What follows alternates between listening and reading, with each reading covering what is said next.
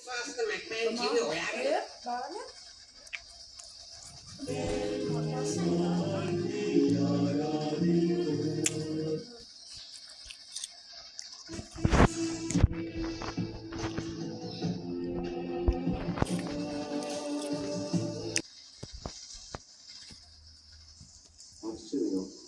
මේ ගැටලුව තියෙනවා සෞඛ්‍ය ක්ෂේත්‍රයේ. ඒක ගොඩක් අය හිතන වැරදි ආකාරයක් තමයි සහන සත්කාරයේ මෙතෙන්දී අවශ්‍ය වෙන්නේ කියලා. මෙතෙන්දී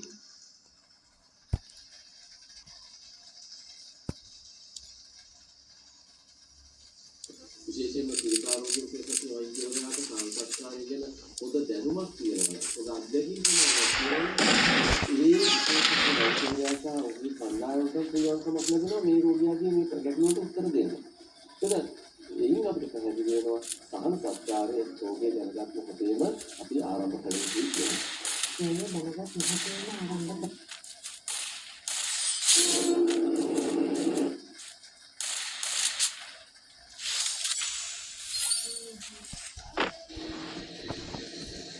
එහෙනම් මේක බෙදාගෙන කමු.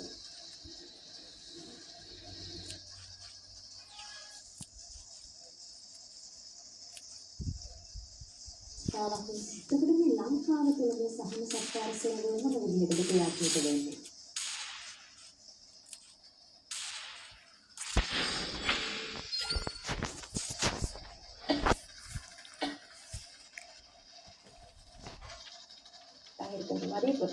நீங்கள் குறிப்பிட்டது மிக முக்கியமான விடயம் நன்றி உணர்வு. அது இருந்தாலே இன்றைய சமூகத்தில் பல்வேறான பிரச்சனைகள் பல்வேறாக உண்டு.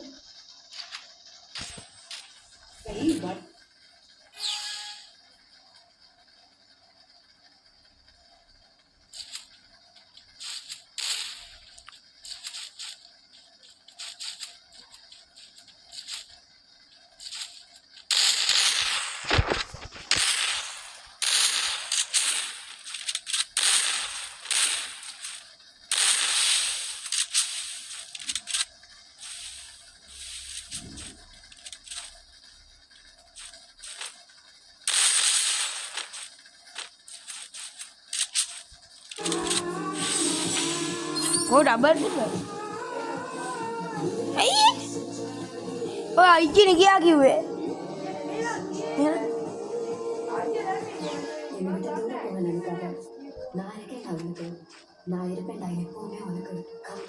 I love you.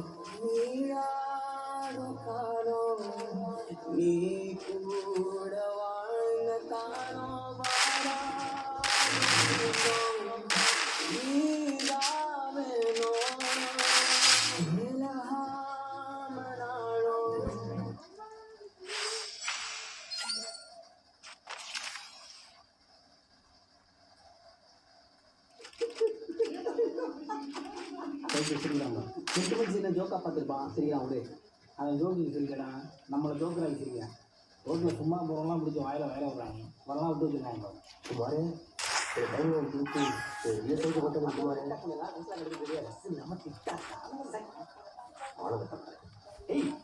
கையை தெருவிட்டு போகிறான். ஜோக்கு இல்லை சார் சொல்லுங்கள். அதெல்லாம் பண்ணிக்கலாம் சார். என்ன சார் ஒரு 120 பேர் வருவாங்க, நம்ம எவ்வளோ பேர் பண்ணிக்கலாம். Green colour team swimming pool ஃபுல்லாக ஃபோன் போட்டுடலாம் சார். ஸ்விம்மிங் பூல் போடலாம். அப்போ அதுதான் ஓகே சார். ஓகே சார், நல்லா பாட்டு கூப்பிடுங்க குமார். குமார் ஆமாடா அப்படிங்களா? நான் விஜயா கண்டா எனக்கு கூப்பிடல சரிங்களா சார். நீ பேசி வாசலில் போய் நீங்க வரவன் போகிறவங்கலாம் கடை எழுதியா அதை அப்படியே வீடியோ எடுத்து யூடியூப்ல வீடியோ போட்டோம்னா காசு மோசமாக இருக்கணும். என்ன டிஸ்டர்ப் பண்ணாங்க. காசு கேட்பட்டா ஆன்லைன் சைட்டு நீ வேணா பாரு குமார். ட்விட்டரில் இதெல்லாம் பேமெண்ட் ஆகாது. ஆனால் குமார் பாருங்க. அவனை கூப்பிட்டு வந்து பார்ட்டியில் அவனை உதவியாக்கலாம்னு நினைச்சேன். ஐயோ அவனை கூட்டிகிட்டு போகிறது நான் பார்த்து பாம்பை கட்டிக்கிறேன்டா. Party confirm.